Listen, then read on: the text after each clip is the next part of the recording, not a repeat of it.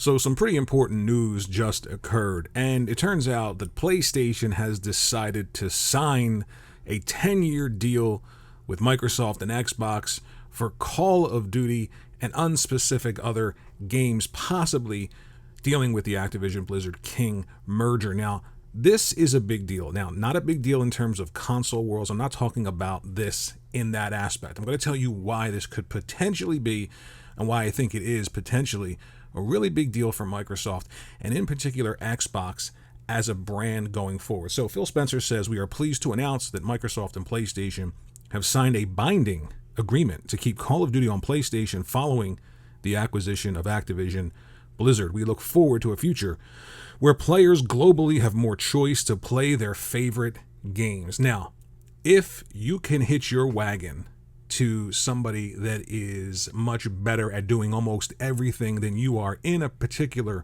market, that is something that's very advantageous for you, and in particular for Xbox. So the majority of the games that sell third-party wise within each generation usually tend to sell most on the PlayStation. Why?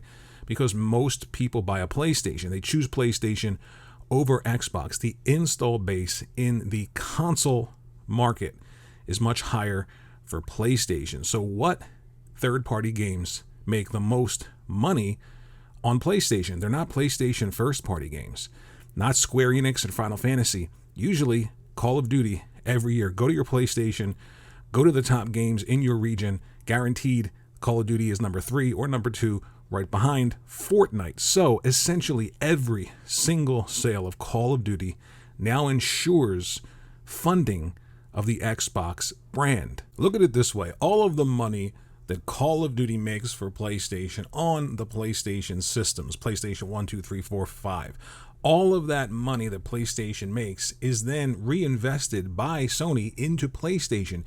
Even some of that money goes towards funding first-party projects. So now that money is either cut significantly, in half even, or eventually it isn't there. So now, of course, you could say that, well, PlayStation can fill that hole by investing in other things, and that's true, but that doesn't negate the fact that still all of that money that skews PlayStation from Call of Duty is now going to ensure Xbox as a brand is consistently fed.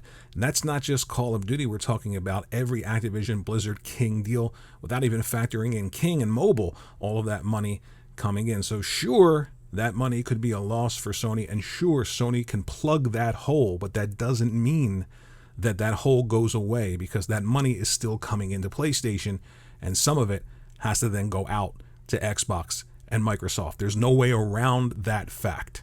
Something else that's really interesting is that if it was so easy for PlayStation to plug this hole, they wouldn't have fought so much to stop this deal. We know that Jim Ryan said he doesn't want a deal for Call of Duty.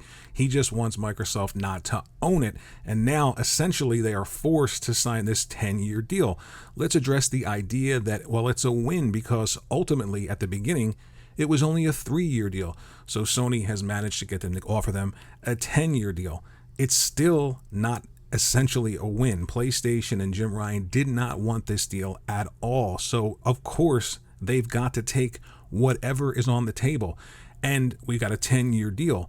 That means that for 10 years, Call of Duty will remain on PlayStation. PlayStation will probably remain the top-selling console, and Call of Duty will probably remain the top-selling game on PlayStation. But for the next 10 years, a lot of that money that PlayStation and fans are generating by buying Call of Duty, playing Call of Duty, will have to be funneled to Microsoft and Xbox. Now, PlayStation still has the advantage that they've always had. They simply are better at fostering creatives and ensuring that internal teams produce their best work when it comes to first party. So whether or not Microsoft has all of the money in the world funneling into Xbox. And by the way, before this deal, they could have made Xbox consoles forever and taken a loss forever and done it forever. But now this ensures that they can just do whatever they want when it comes to Xbox. And of course, there'll be more Xbox consoles. But can they foster creativity?